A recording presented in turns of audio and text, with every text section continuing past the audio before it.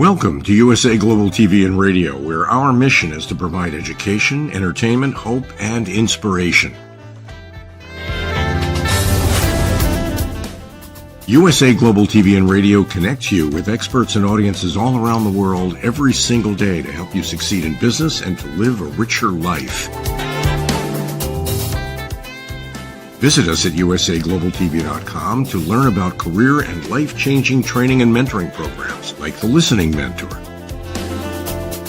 Subscribe to our newsletter to stay informed about our special programs and offers. Discover how you can become a guest on one of our shows or a host or producer of a USA Global TV and Radio show of your very own.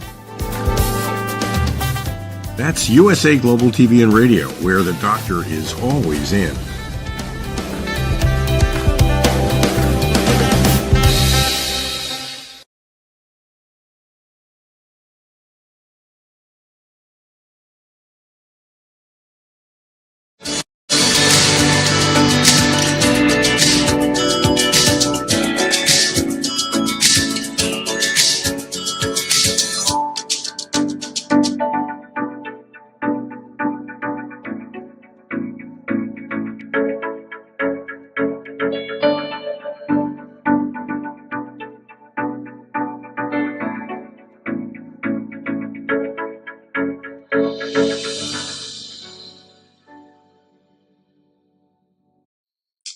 Hello, beautiful soul family, and welcome to Weekly Wisdom and Insights, your home for spiritually guided transformation and empowerment.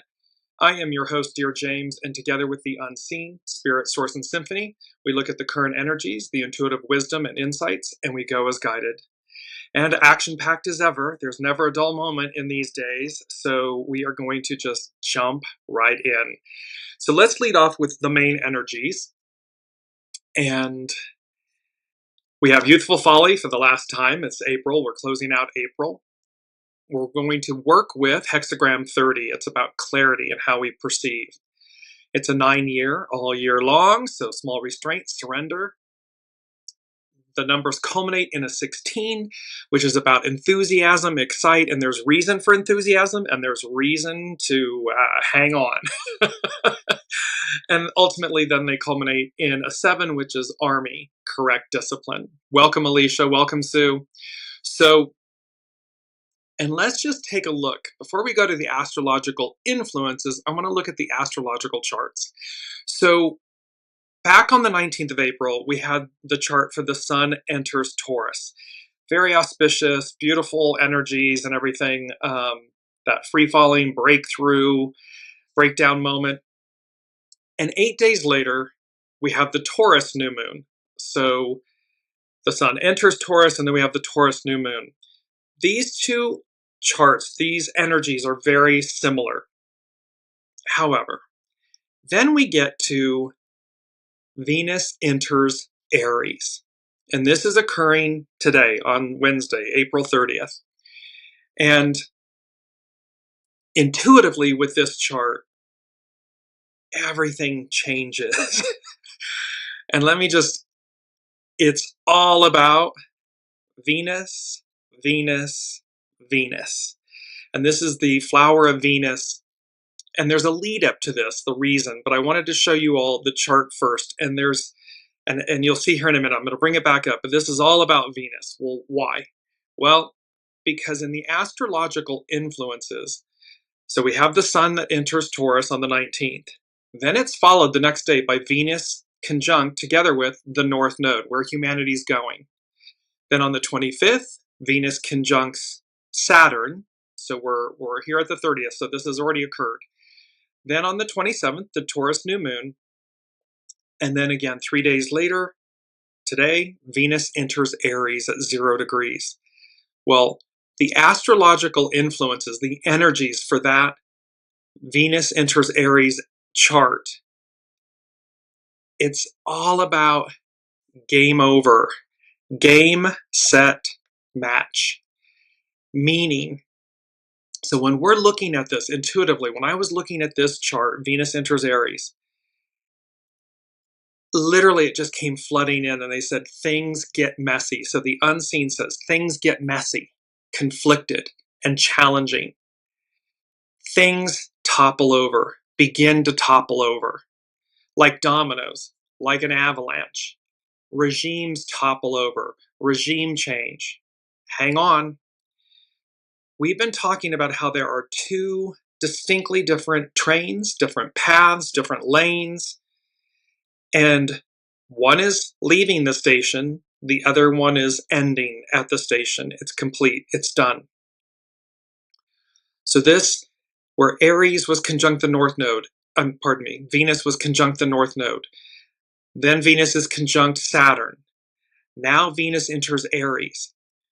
That train, Venus represents the divine feminine, the matriarch, the matriarchal era, Aquarian.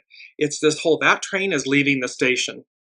And so again, it's all about Venus, Venus, Venus. And what a beautiful image, the flower of Venus, these beautiful pinks and purples and magentas and the whites and, you know, and this beauty of the divine feminine within all of us. And then, of course, when we look at this chart,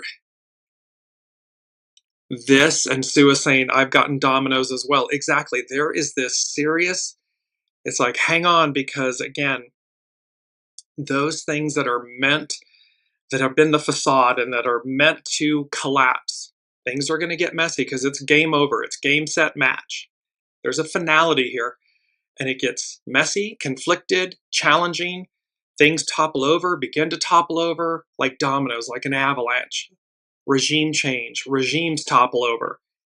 So there is this aspect of two diverging paths, and one is going somewhere and one is ending. It's complete. So we start with all of that to set the stage. And then I'm going to set the stage one last time. I'm going to set the stage with, I want to go to Pam Youngin's North Point Journal. She's an incredible astrologer. And she's talking about this week about the Pluto effect. And she says, although the confrontational Mars-Pluto opposition, and that's the third one, it's the third one that's occurring. The first one was in early November. The second time it occurred was early January. And now it just occurred on the 26th of April. So although the confrontational Mars-Pluto opposition is technically behind us, its effects linger throughout the next 2 weeks at minimum.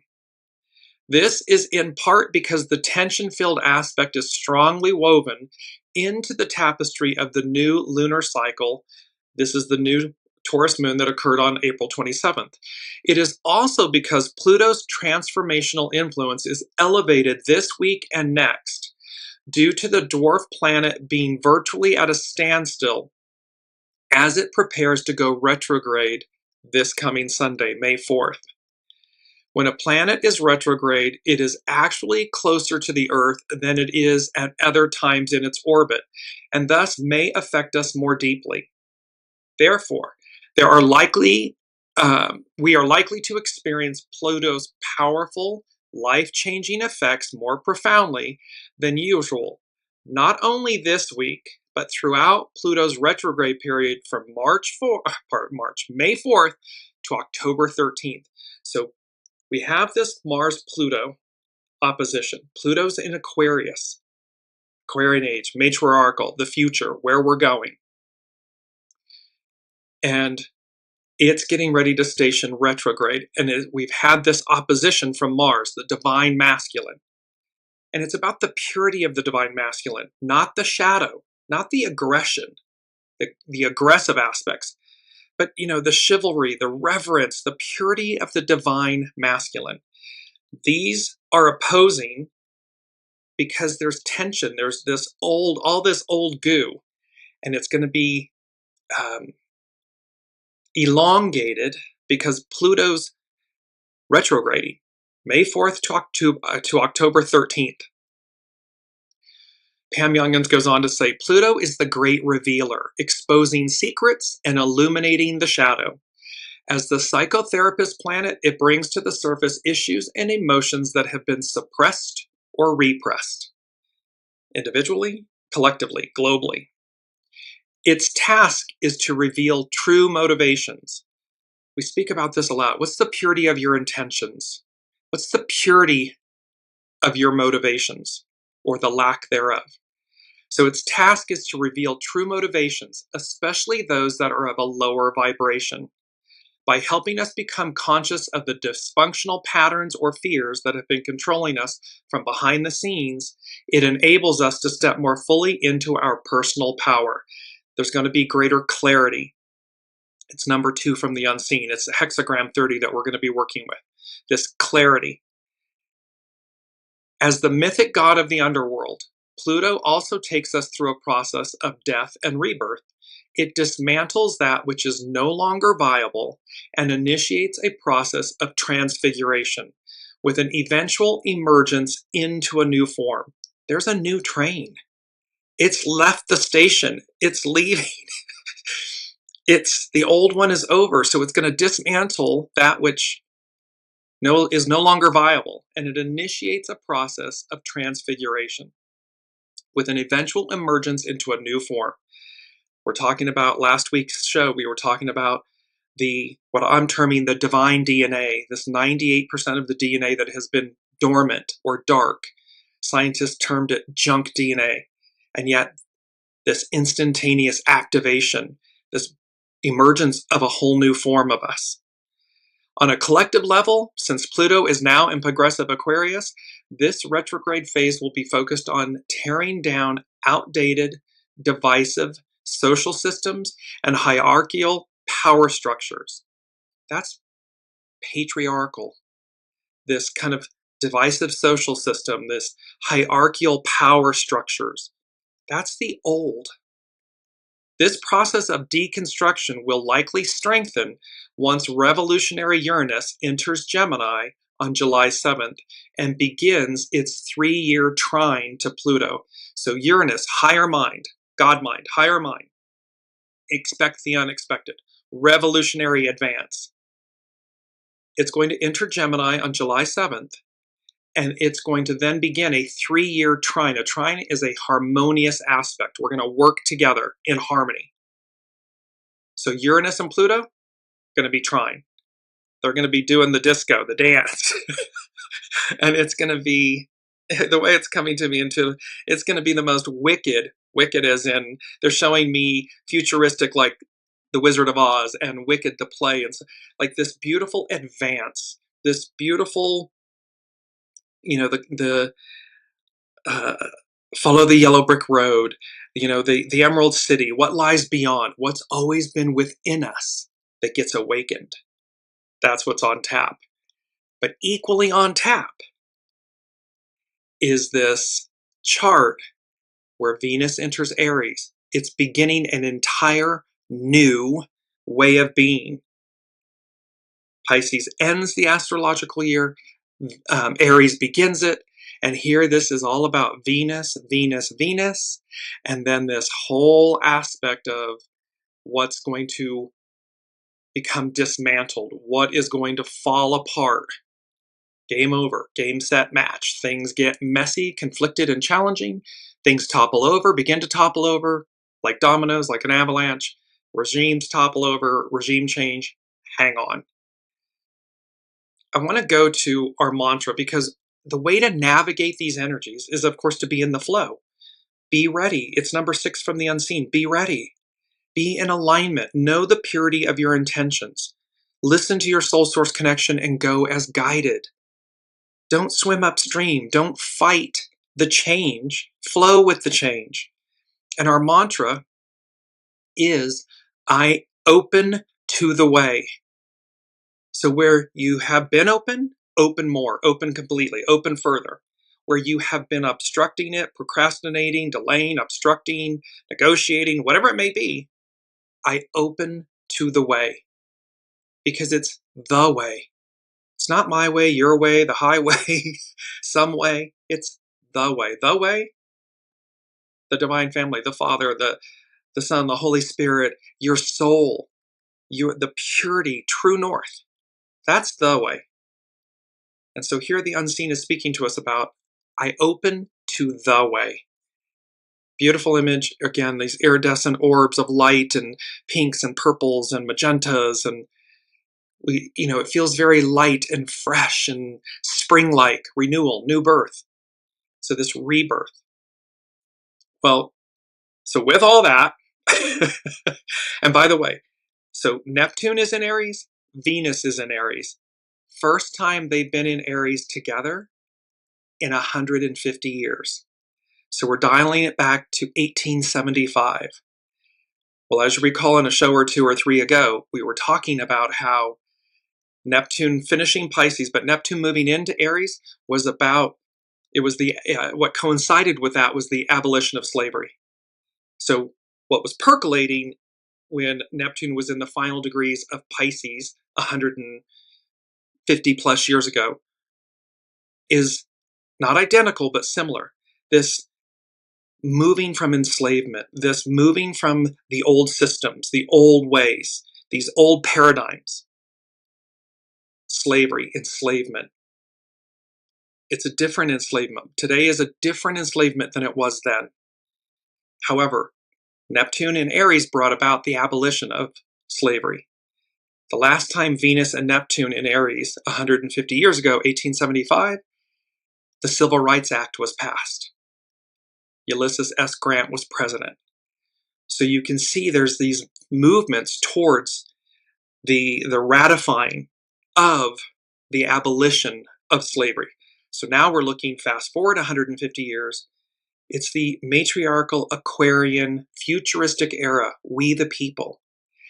And this ending of the old way, the Piscean era, the patriarchal rule, these hierarchical structures that have minimized, enslaved, dumbed down this junk, really, you want to call it junk DNA or dark DNA, dark meaning from the void, but it's divine DNA, things that are awakened in us, that there's a calling for us to advance, to become more who we are at our center, who we've always been.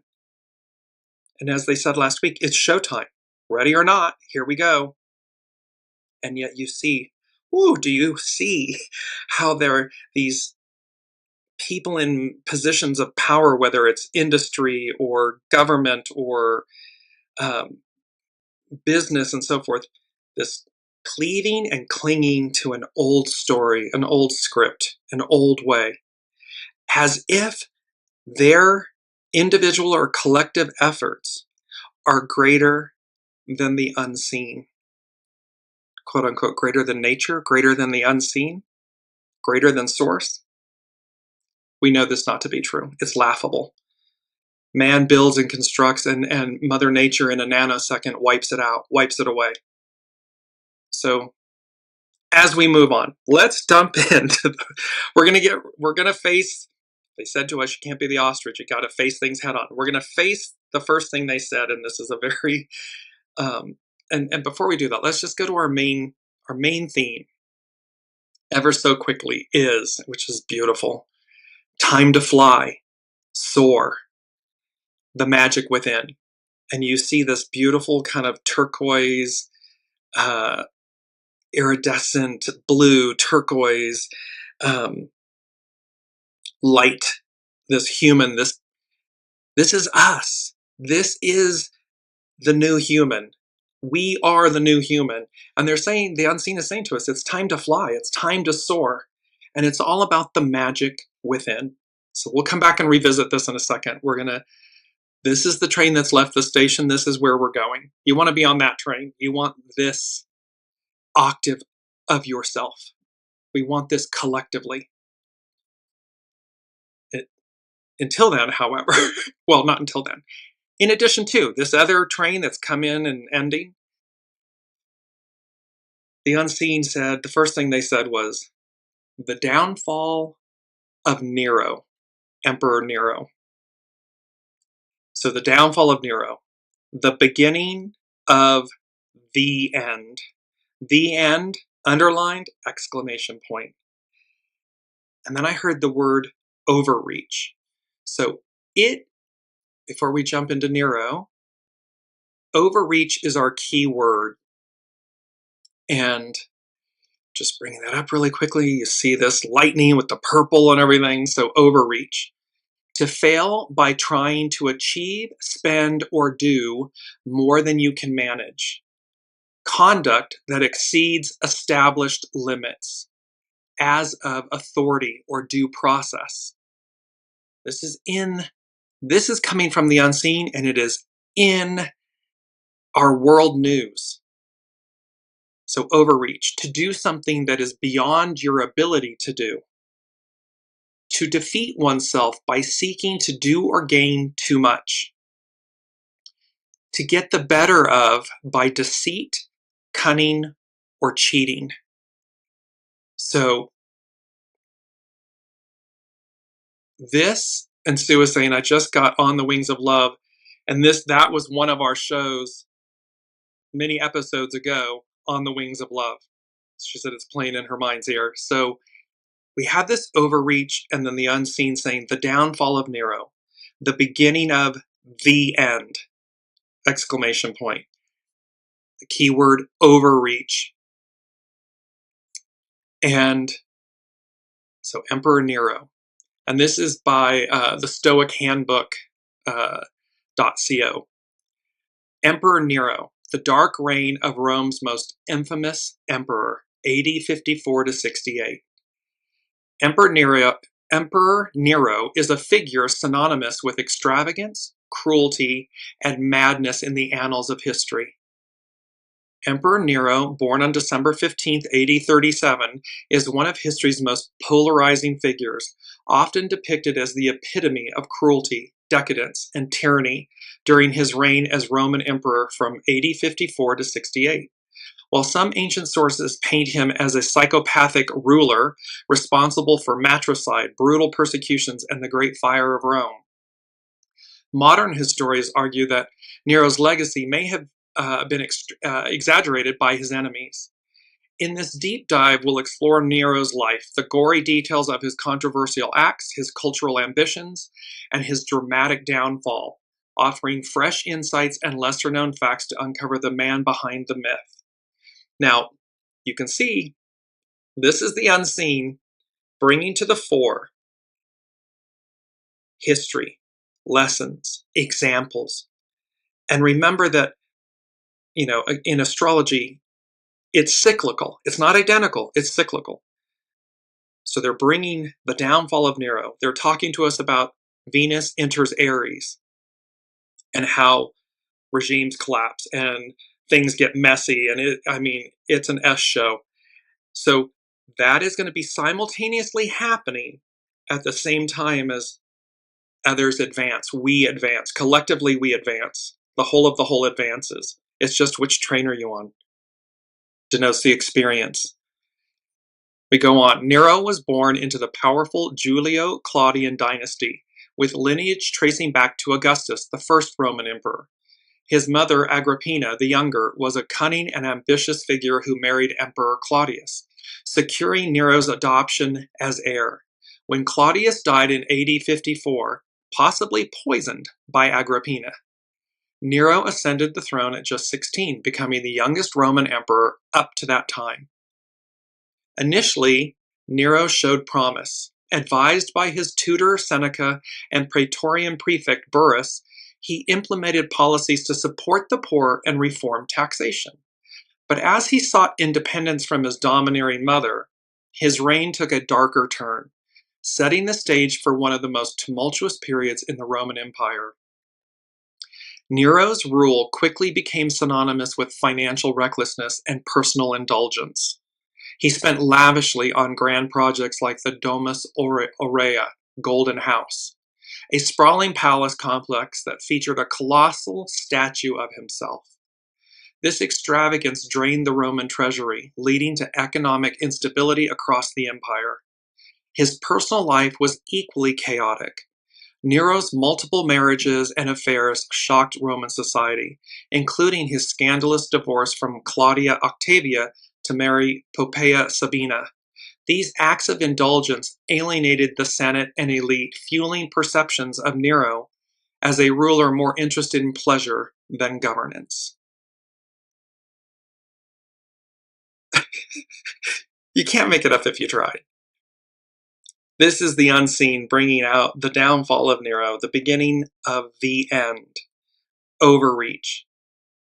And that equally so, and more importantly so,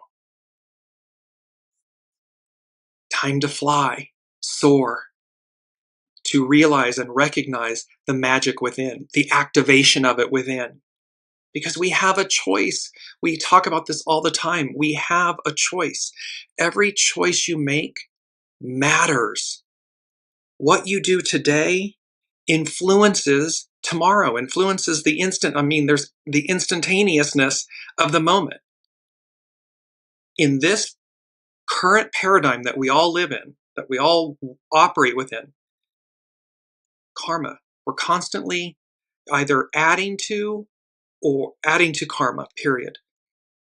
Now, everything's divine and neutral, but if in fact it has a shadow aspect to that karma, well, that's what's coming back, because karma is balance. And so the whole experience becomes your dharma, your experience, your path, your journey, what you're to experience. So we want to be building and creating and contributing to at least divine neutral or positive karma. Because then, of course, that positive karma, we do right by ourselves, we do right by others, we do, goodness and so forth, creates more of that returning back to us. So here we got the downfall of Nero, the beginning of the end, and time to fly, soar, the magic within. Just going to touch briefly on the magic within before we go to hexagram 30. So in the tarot, and the tarot is a divination system that has been around for quite some time. And in the tarot, the card most directly representing magic and the occult, wisdom, magic, is the Magician. This card symbolizes the ability to manifest desires, connect with the spiritual, and wield power to create. While other cards can also allude to magical energies, the Magician is the most explicit and central figure in the tarot deck.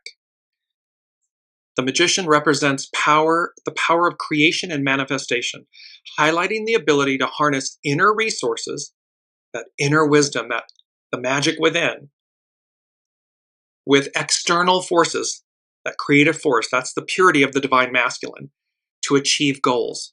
The Magician is often depicted with various tools or symbols reflecting the different facets of magic and the elements they represent, because the Magician, as above, so below, you see the wand, you see the symbol, the infinity symbol, eternity, and the Magician has every tool, every suit or tool in the tarot. So wands, swords, cups, pentacles. It has everything it needs. We have that as well. All of the cards that represent, and we're going to cover the next 6 of them, all the cards in the tarot that represent wisdom, the occult, magic that's within us, they're all what are called major arcana in the tarot, the cards in the tarot. And they represent fated events or destiny, fate, these types of things. They're epic. They will occur. So the next 2 are the Fool and the High Priestess. The Fool represents the beginning of a journey and the potential for transformation. The train's left the station. You got the golden ticket. You're on the golden train. Time to fly, soar, the magic within. So it represents the journey and the potential for transformation, often linked to the start of magical practice. The High Priestess represents intuition, spirituality, hidden knowledge, which can be crucial for tapping into magical energies. It's about tapping into your soul source connection. Listening and going as guided. It's listening to your soul source connection, not your ego, mind, personality. The human, the ego, mind, personality, it's going to barter, beg, steal, negotiate, procrastinate. It's going to fear. It's going to And when you quiet it and you say, okay, hang on, sit in the sidecar, hang on, and you listen to your soul source connection, the Fool, the High Priestess, the Magician, it guides your soul true north, your soul source connection guides you correctly, calmly, confidently. This is where we are. The next 2, the Hermit and the Moon. The hermit represents introspection, solitude, guidance, allowing one to connect with inner wisdom and potentially uncover hidden magical abilities. The moon represents illusions, the subconscious, where we mask labels, identity, scripts, the things, things that have been hidden, the illusions, and the power of dreams and visions, which can be used for magical purposes. And last but not least, this is the counter, the devil and the tower. The devil represents temptation, dark energies, and the potential misuse of power, often associated with black magic or manipulative practices.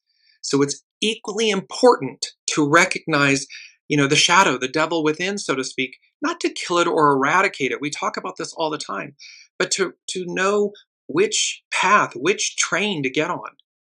And when is our shadow, our lesser selves, directing or guiding us versus the purity of our soul source connection. And then last but not least is the tower. The tower represents disruption, sudden change, and the potential for a turning point in one's magical journey. Remember, the tower can be both, it's shocking, but it can be both shocking in a divine neutral perceived negative way, or of a divine neutral perceived positive way. It can catapult you forward in most miraculous ways. It can be the cosmic 2x4 that comes out of nowhere and just knocks you to your knees. These are the magic within.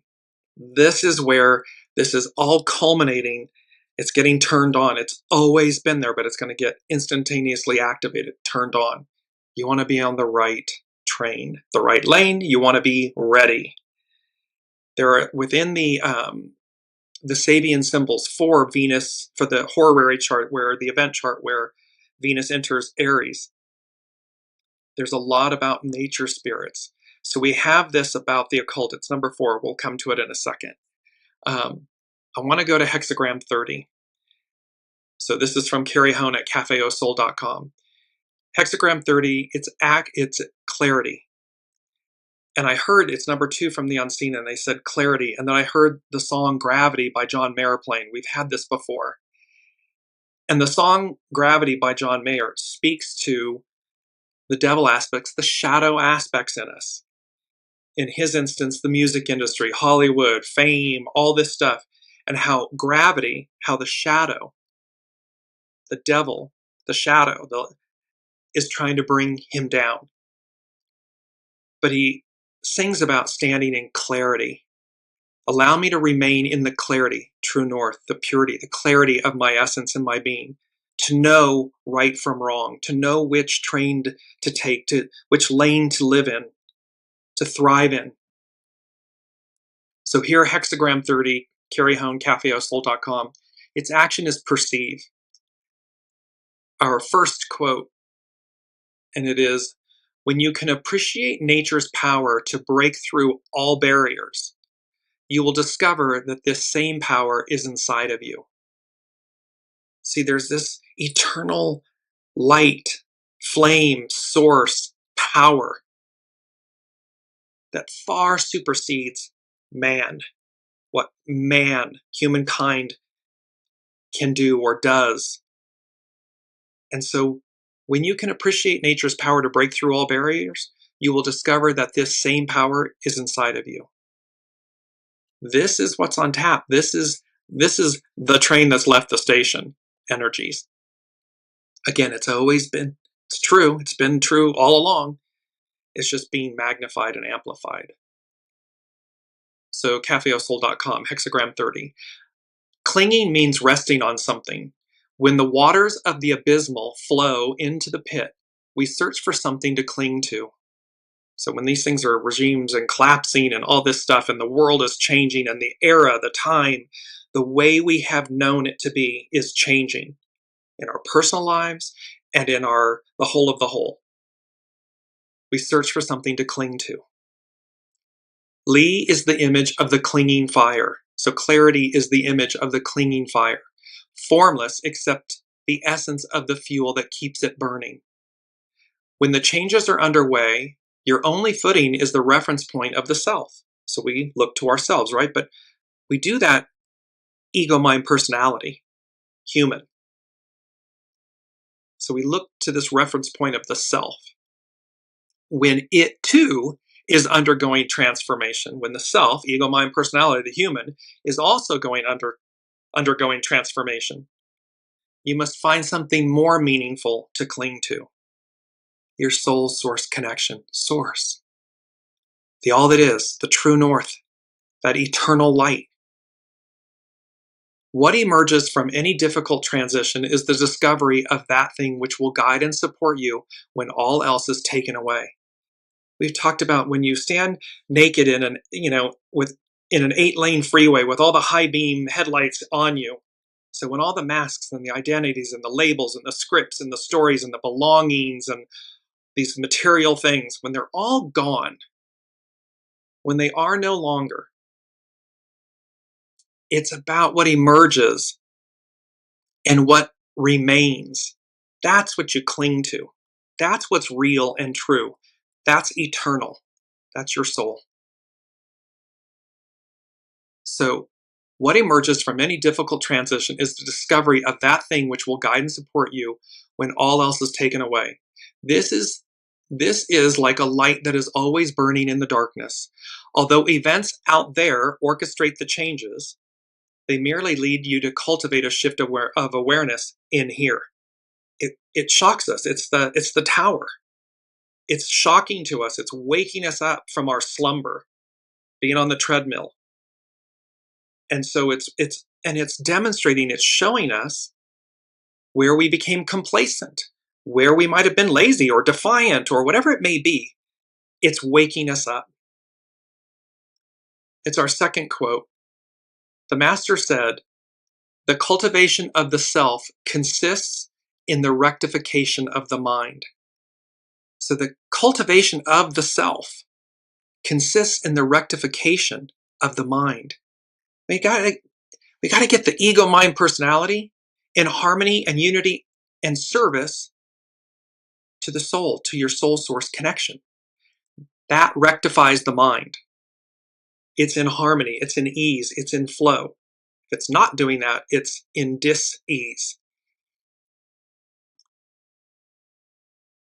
Carrie Hone at cafeosoul.com, she goes on, "That which is bright rises twice. Even the most difficult circumstances cultivate your inner fire in a way that allows you to shine more brightly out there."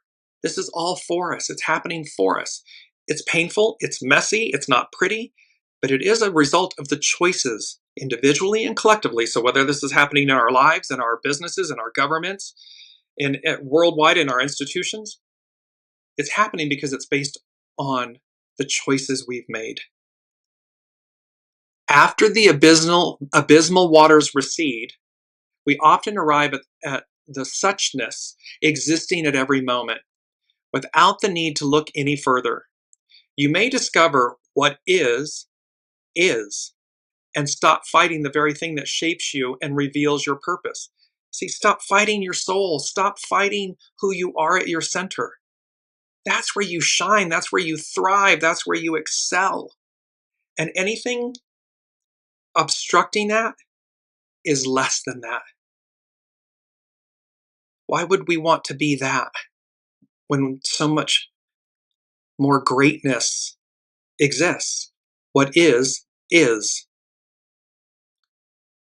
Life is like a flowing river. Identify its current to know contentment. It's about be ready. It's about to be in the flow. When life is free to move spontaneously, a beautiful harmony can be observed.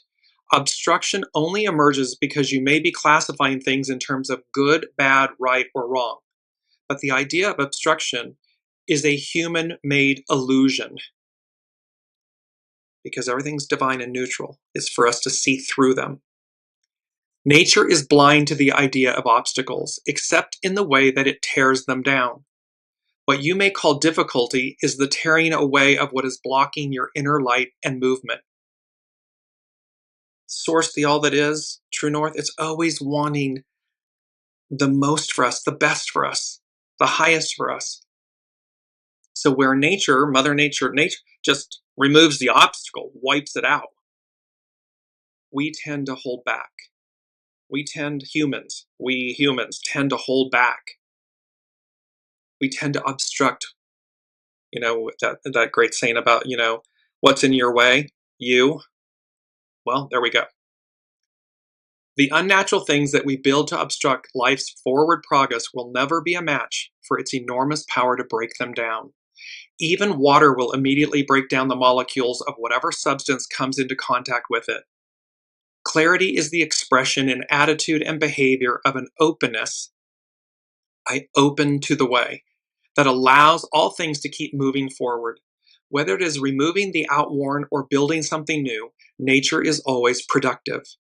This transformative power unleashes inner direction and awakens you to a powerful center that you can cling to.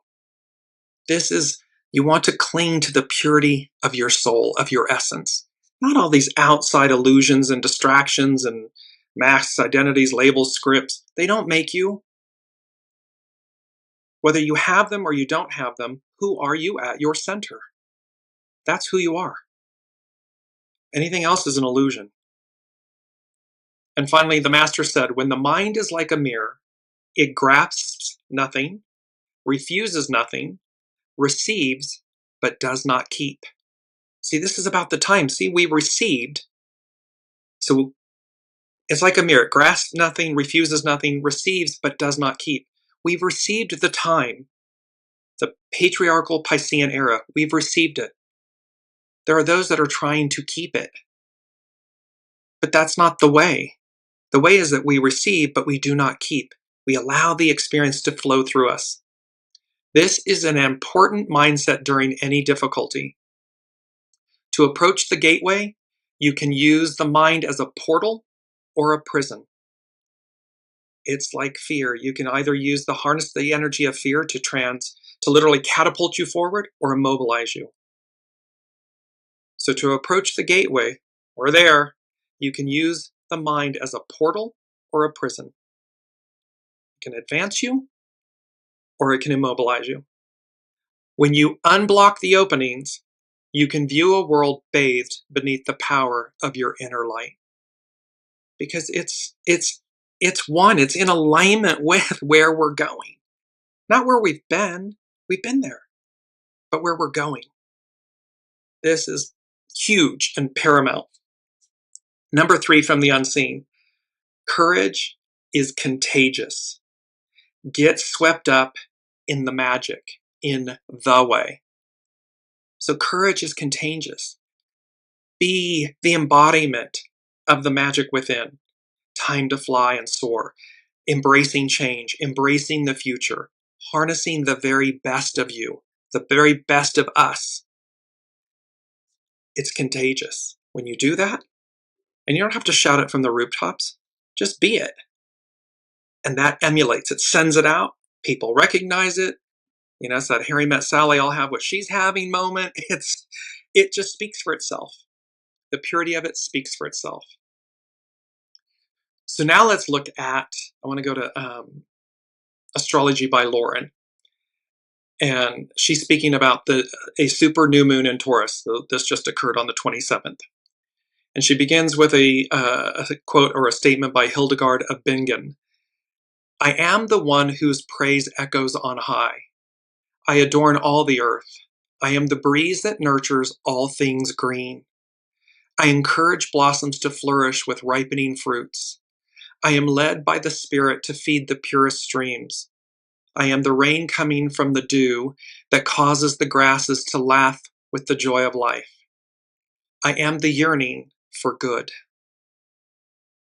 That seed of harmony and bliss and goodness and abundance and light, purity, it's within us. It's the gift given to us that we were literally created from. Why would we not want to harness that energy, that gift, that light? Astrology by Lauren. On April 21st, 2025, Pope Francis left this mortal coil and passed over into the great beyond. This was on the same day that Saturn, represents spiritual leaders, made its exact conjunction to the true North Node in Pisces. This is a transit that represents a time of great karmic significance. Like in the tarot with the magic, the major arcana, fated, destiny, major events, karmic events. So they have a karmic significance. And so, this humble priest made his way home at this uniquely pivotal moment. They will soon be choosing another spiritual leader for the Catholic Church. Know also that choices made at these times have important consequences. Neptune has just recently entered Aries. This will be followed by Saturn in May. So Saturn is going to enter Aries in May, beginning a new spiritual cycle. Lauren envisions the new pope to be something of a spiritual warrior.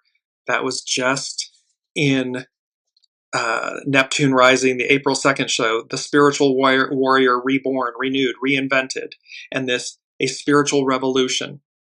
So she's envisioning the new pope to be something of a spiritual warrior, hopefully willing to carry the torch into the coming era, showing us what it truly means to do, quote, God's work.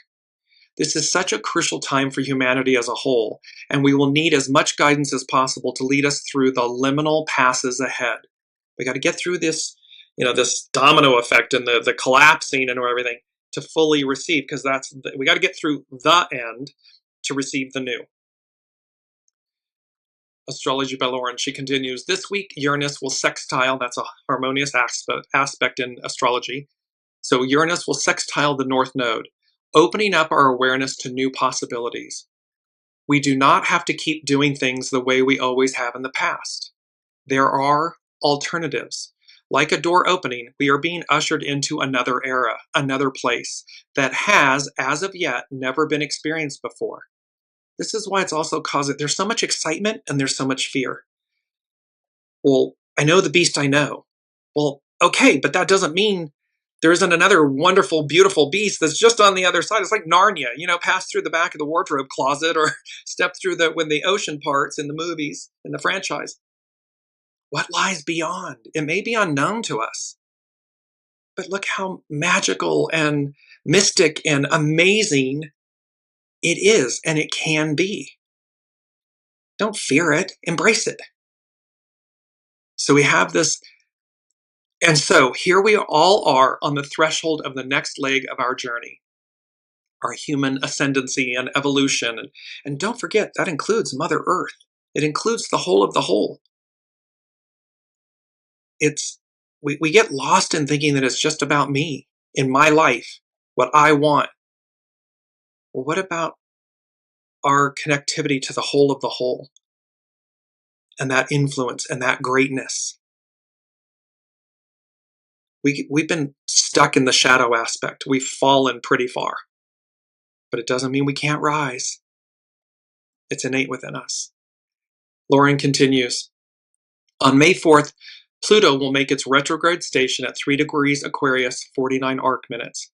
But before it does so, it will first make the last of 3 oppositions to Mars, now in Leo. Oppositions tell us of impending conflict, where powerful forces are coming head to head.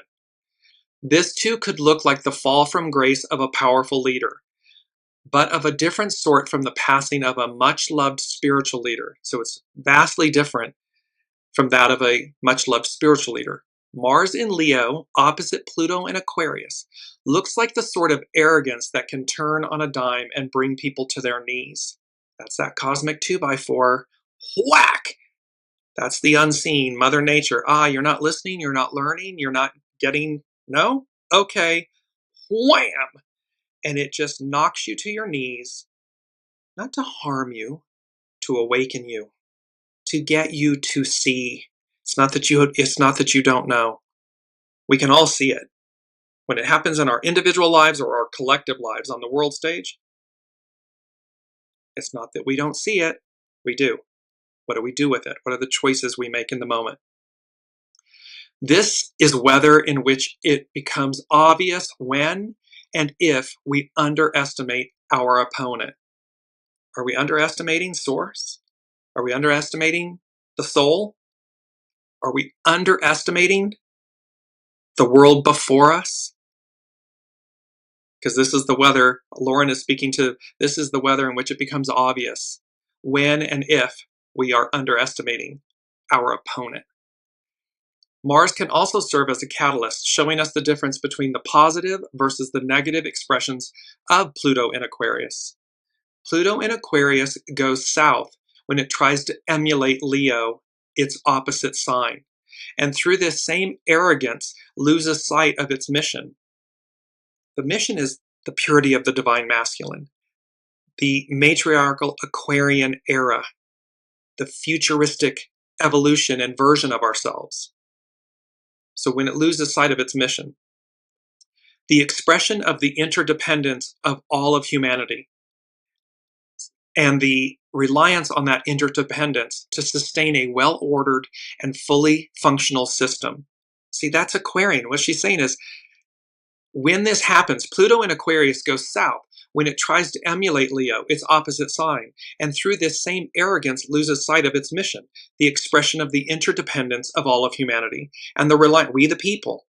It's Aquarian, it's matriarchal, and the reliance on that interdependence to sustain a well-ordered and fully functional system. Ignore that, and the system will fail. It's going to fail like dominoes. It's going to collapse. It's going to get messy and challenging and confusing because, well, we've lost sight of the mission. The mission is oneness, unity, clarity, goodness. Forgo that, the system collapses. The Mars-Pluto opposition occurs just one day before the Taurus new moon at 7 degrees Taurus, 47 arc minutes, a supermoon, meaning that the new moon occurs when the moon is at the closest point in its orbit to the Earth.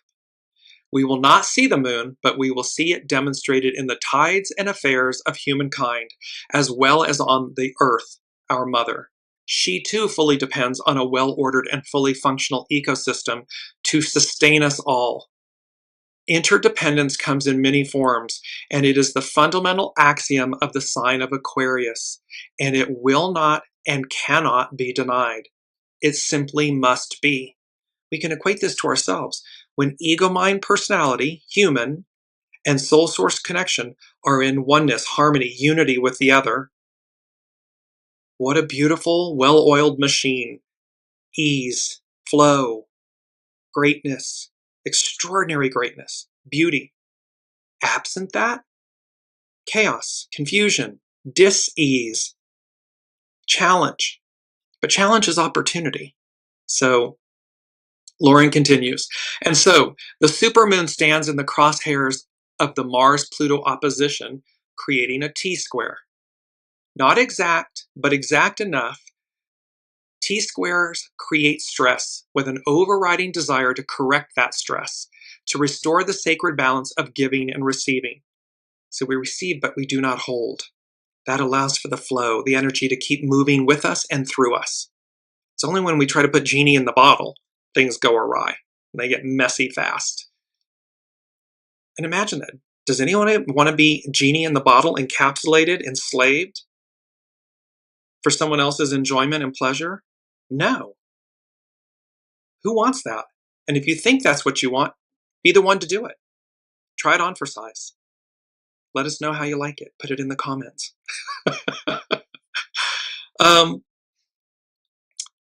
Following up on the last quarter moon, which was bringing closure, new moons, such as the one on April 27th, are about new beginnings. And remember, these energies that we're talking about, while they're occurring right now, this all arcs out. It continues. And we are each a part of that, a custodian, a vessel for these energies. So while we're talking about it right this minute, these energies are going to arc out. All of this is going to arc out for some time to come. Taurus is a sign of peace. This is where the new moon in Taurus. Taurus is a sign of peace, a sign of the natural world, firm and solid beneath our feet, sustaining, supporting, and holding us. It does not falter, even under extraordinary conditions, even when it rocks and roils. It only does so to correct and restore its own natural equilibrium. And so we must also, must we also on occasions have to rock and roil to restore our own stasis, security, and safety.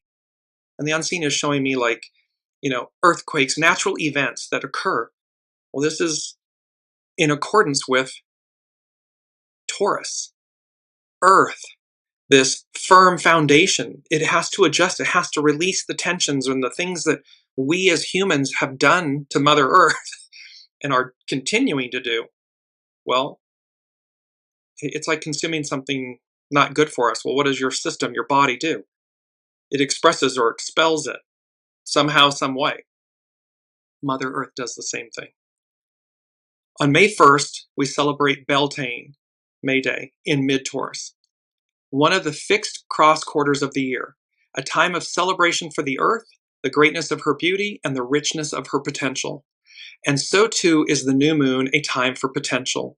In this case, the potential for all things gloriously Taurus, which includes things like restoring the natural rhythm and balance of our lives. It's about bringing in harmony and balance, ease, flow, goodness, greatness. What is ours is ours. What is yours is yours. You don't have to compete. You just show up. Just show up. Listen to your soul. Go as guided. And then remember, when you receive what is yours, or if you don't receive what is not yours, don't hold on to it. Be the custodian of that moment, that energy, and then release it. Because sure as fire, the next beautiful element is coming right behind it. It's a continuum. Life, our human existence, our journey, it's a continuum of all of these experiences. And it's like, how many are we able to experience in a lifetime? It's dependent on us. It's dependent on the choices we make. Are we in the flow, or are we obstructing ourselves? And then collectively, our collective advance.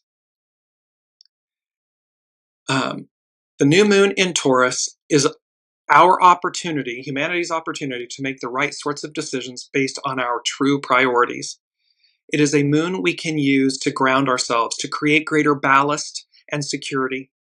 New life, new growth, new seeds of potential can arise out of the new moon in Taurus. We simply have to choose it. And this is where number 4, and it ties to that NERO and the Pluto effect, the downfall of NERO, Pam Youngin's North Point Journal, the Pluto effect. The Unseen said, the occult. Occult means supernatural, mystical, or magical beliefs, practices, powers, or phenomena. That's what occult means. Occult is like wisdom. It's wisdom. So supernatural, mystical, or magical beliefs, practices, powers, or phenomena. So the occult takes center stage. Wisdom at its finest, its highest. It's these two juxtapositions. You can either be, the way they're giving this to me, you can either be down in the slums, or you can be at the highest peak of the mountains. You can be at the highest point. And remember, courage is contagious. All of this is contagious. So whether it's shadow, ick, goo, or your greatness, your light, your divinity, this time to fly and soar, the magic within, it's contagious. And so the occult takes center stage, wisdom at its finest, its highest. And then number 5 from the Unseen was, I started hearing the lyrics. It's to Cher's Believe. It's, do you believe in life after love? And then they said, the soul moves on, carries on, moves beyond the ego, mind, personality, human, to a new level of being, a new level of existence. So 5 denotes change. Do you believe in life after love? And the soul is saying, listen, we've waited long enough. The Unseen, we've waited long enough. The Piscean patriarchal era, we've waited long enough. Do you believe in life after love? The soul moves on, carries on, moves beyond the ego, mind, personality, human, to a new level of being, of existence. Be ready. It's really quite simple and yet profound. And it's about the choices we make. Do we choose to align with it? Do we choose to have full faith and trust? Because faith and fear cannot exist in the same place at the same time. You have to choose one. because otherwise you're just in limbo. It's stagnation. Astrology by Lauren concludes with this. It's an excerpt from Stephanie Kaza. Dear Mother Earth, help me to stand firm on my own 2 feet, drawing on the solid earth below me. Help me to know the constancy of your strength, the power that is you. Help me to dance in the sky and sing praises to the life all around me. We are part of Mother Earth. We stand. We are one with her. Why would we want to harm her any more than we would want to harm ourselves or others? So this is it's a prayer, it's a request to Mother Earth to say, help me to stand firm on my own 2 feet, drawing on the solid earth below me. Help me to know the constancy of your strength, the power that is you. Help me to dance in the sky. Time to fly, soar, the magic within. Help me dance in the sky and sing praises to the life all around me. There's such beauty in this moment. It's chaotic. It's painful.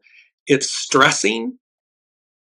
I mean, I don't know that there's a human on the planet that isn't, kind of in some level or degree of anxiety and, and irritation, whatever, because again, at our center, we want purity, goodness, clarity, greatness, but universal greatness, unity, oneness. It's not an illusion. It's not a fallacy. It's epic truth. That's the truth. That's the way. Anything other than it is an illusion. It's like a cloud in the sense of like, I'm not getting the words that I want, but it's like a degradation of it.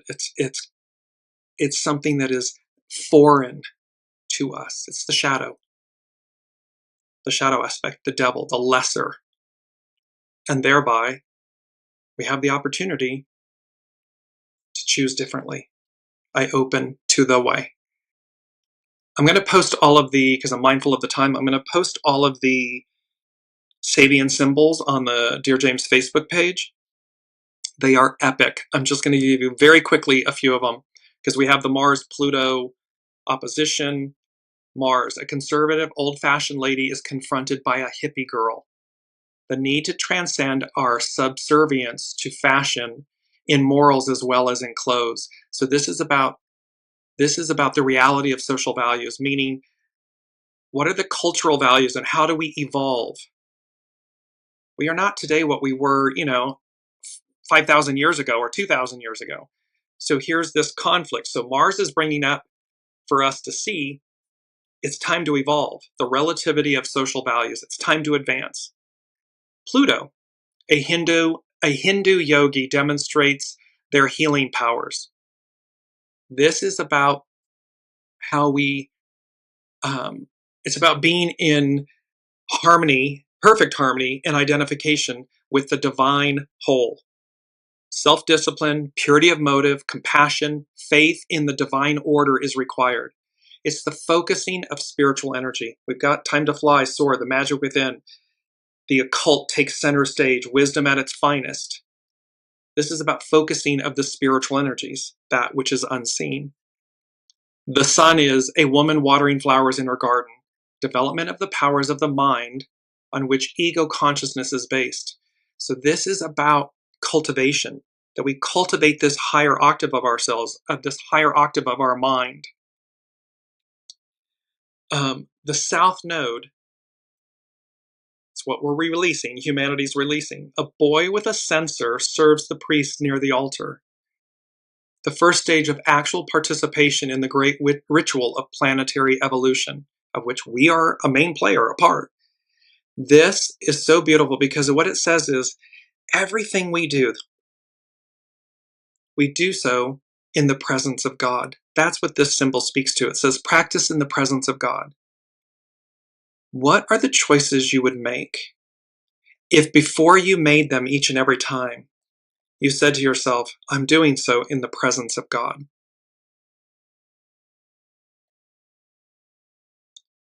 It's a game changer. You don't have to be religious.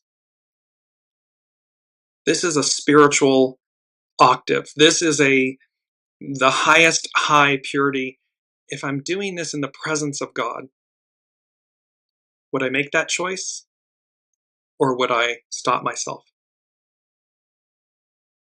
Or would I make it with the purity of intention? There's so many more here, but I'm mindful of the time. So I love you all. This is such a beautiful moment and a juxtaposition, this juxtaposition of what's ending and what's beginning. Time to fly, soar, the magic within. The downfall of NERO, the beginning of the end. Be mindful of overreach. Clarity. Do not allow shadow or gravity to hold you back or down. Rise. Courage is contagious. Get swept up in the magic in the way. I open to the way. The occult takes center stage, wisdom at its finest, its highest. Do you believe in life after love? The soul moves on, carries on. It moves beyond the ego, mind, personality, the human, to a new level of being and existence. Be ready. So until then, I love you all. Thank you all for your comments, your presence, and we will see what happens next week. See you then.